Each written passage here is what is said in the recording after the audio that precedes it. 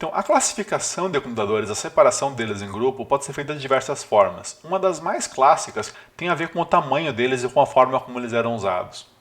Computadores chamados de mainframes geralmente eram máquinas de muito grande porte, costumava ter uma única máquina dessas para uma empresa inteira, por exemplo, uma única máquina para toda a universidade.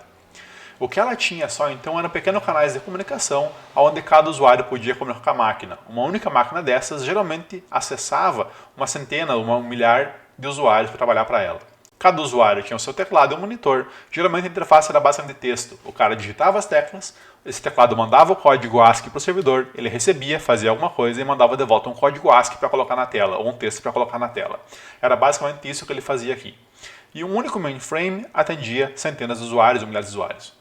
Mini computadores são uma pequena evolução do tempo, simplesmente é a mesma coisa que o mainframe, ainda atende diversos usuários, só que ele é menor. Não é de repente um computador inteiro para o UFPB, mas ele é um computador para cada departamento, por exemplo. Ele é menor, basicamente tamanho de uma sala talvez, né? Isso reduz o preço, economiza um bocado aqui. E o último que apareceu depois aqui é a ideia de microcomputadores. Microcomputador vem da ideia de computador pessoal, quer dizer o quê? Cada usuário tem o seu computador. Então agora eu tenho comigo toda a parte de processamento. Eu não tenho mais só um teclado e um monitor que manda remoto a informação para ele processar. Ele processa aqui. Então eu tenho todo o poder de processamento comigo. Isso foi o que apareceu junto com a parte de microprocessadores. Então eu tenho um chip agora que faz toda a parte do processador, como é o caso de Intel, AMD. Só que essa forma de classificar, ela é histórica. Hoje em dia ela não se aplica muito mais, porque praticamente tudo que a gente usa hoje em dia são microcomputadores. A grande maioria das máquinas que nós temos hoje, ela tem a função completa. Ela tem entrada, ela tem processamento, ela tem saída. Ela não se comunica remoto para que o remoto faça alguma coisa. Então seriam praticamente todos microcomputadores. E aí a ideia da definição, a ideia de separar eles não é mais tão útil. Então, uma forma um pouco mais coerente de pegar e diferenciar uma máquina da outra hoje é de acordo com a função ou com a aplicação delas. Computadores de aplicação pessoal geralmente são fabricados para ter baixo custo. Você sacrifica com isso algumas coisas, como confiabilidade dele, em função de ter um mercado maior, você conseguir atingir mais pessoas para comercializar o sistema. Isso nem sempre é interessante, porém, se você tiver um computador de universidade. Se você tem algo na universidade, por exemplo, um computador que controla o SIGA e esse cara começa a falhar com frequência, você tem 30 mil, 40 mil alunos com problemas. Então você precisa de alguma coisa mais confiável. Servidores, então, são sistemas que geralmente fornecem para nós serviços. Eles servem a alguma plataforma, eles atuam geralmente oferecendo serviços para um bocado de usuários.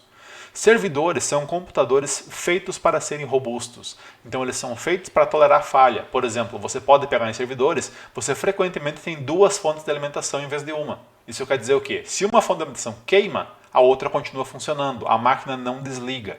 E você pode inclusive substituir a fonte de alimentação com o computador ligado. Por ter duas fontes, você pode inclusive ligar elas em dois no-breaks diferentes ou em dois blocos de rede diferentes. Então, se falhar um circuito de rede elétrica, o outro circuito continua funcionando. Se o no-break queimar, o outro continua funcionando e o teu sistema raramente vai desligar por isso. Servidores também suportam com muita frequência memória bastante grande, na faixa de RAM, na faixa de terabytes. Geralmente tem mais de um processador, então ele consegue suportar mais de um chip de processador na mesma placa-mãe. Eles têm vários HDs, né? Se bem que o HD está caindo um pouco fora, o pessoal trabalha mais com SSD e com flash hoje em dia, mas ele pode trabalhar com vários deles em paralelo. Quando algum deles queimar, você pode arrancar um fora, colocar outro de volta no lugar, sem perder nenhum arquivo, sem parar, sem reiniciar a máquina. Então, servidores são máquinas feitas para não precisar desligar, praticamente nunca. Eles são feitos para manter operando o tempo todo. Isso é feito para trabalhar com serviços onde você precisa de alta confiabilidade. Qual é o problema disso? O problema do servidor é que você paga por uma máquina, por um servidor que tem capacidade de processamento equivalente a 10 computadores domésticos, você paga por esse cara o preço de 50 ou 100 computadores domésticos. Então o preço de um servidor é extremamente alto quando comparado a um computador doméstico. O consumo de energia frequentemente também é mais elevado.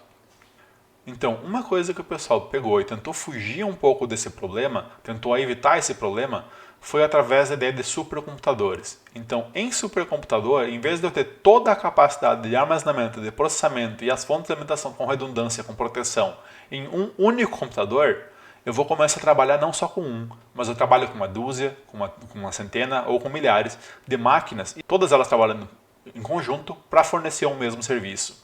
Quase todos os grandes serviços que a gente trabalha hoje, serviços de sites da Microsoft, sites como o Google, como o Yahoo, como qualquer outro site por diante, com Facebook, eles não são um único computador. Eu não tenho como fornecer tanta capacidade de processamento numa única máquina. Como é que eles funcionam? Ele vai ter um bocado de computadores esparramados no mundo inteiro que vão trabalhar para fornecer aquele serviço. O que acontece então? Se eu tenho uma centena de computadores que fazem aquela função e eu tiver problema com 10 deles, eu tenho 90 funcionando. Então eu não tenho mais toda aquela restrição de capacidade de redundância, aquela dependência em uma única máquina. Inclusive o Google foi um dos que tornou esse pioneiro, foi usar computadores comuns, hardware simples, só que replicado. Então eu tenho uma centena de hardware e se um queimar, queimou. O software reduz, pronto. Eu tenho pagando o preço de computador doméstico.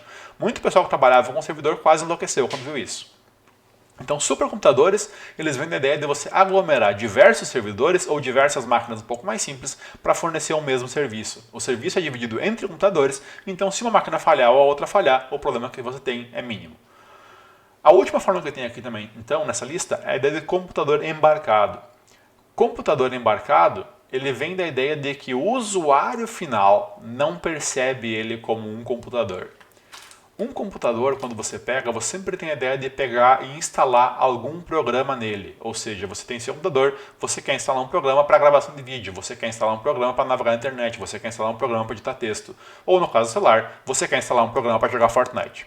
Se você está no iPhone, se lascou. Mas você sempre tem a ideia de, no computador, querer instalar programas. Você instala programas, você muda a função dele a partir do software. Computadores embarcados também são computadores. Eles também rodam um programa, eles também fazem um trabalho de processamento de informação. Só que o usuário final não percebe eles como computadores. Ele é um computador sempre do nosso ponto de vista. Nosso ponto de vista é como engenheiro, eu sei que ele é um computador, eu sei que eu posso programar ele e alterar como ele funciona. Mas aquele usuário dele talvez não saiba. Exemplos disso aqui são bem simples. É o micro-ondas, é super clássico nessa ideia.